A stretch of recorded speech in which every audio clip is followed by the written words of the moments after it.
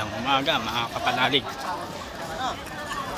mga kapatid sa pananampalataya kay Jesus Nazareno. Kagaling ko lang sa Quiapo, simba.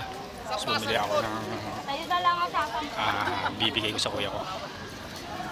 Then ito, papunta ako ngayon sa grandstand saan doon magsisimula yung trastasyon. So after 3 years na galing sa pandemic, ngayon lang ulit siya ipoposisyon ulit. So sabik din ako makasampat, makahawak ulit sa lubid. Ito ngayon ang sitwasyon, nasa Kalaw ako ngayon.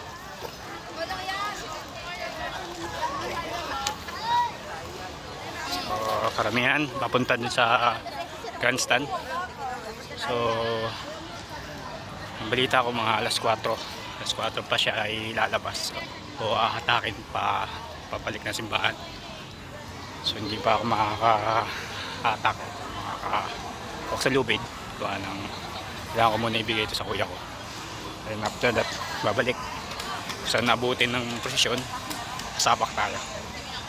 Dahil tatlong taon natin hinintay ito. Lumilim. Ito ipanata na ng aking tatay dati. Isa siya sa mga hiyos, then taga-gabay ng mga nananampalataya sa simbahan ng Quiapo. May pamana niya sa akin to bago kami nagkahiwalay. So 18 years old ako nang salang ko sa lubid. Yan, tuloy-tuloy yun till now. Hinalay ko na to para sa mga anak ko, sa asawa ko, sa pamilya ko.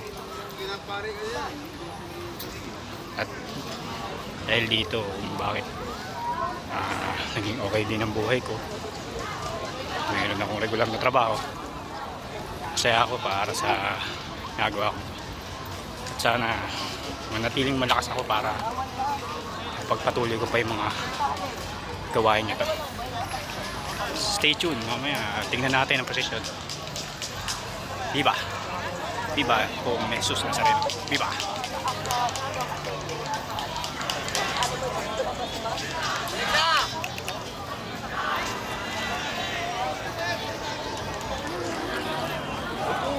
Ay,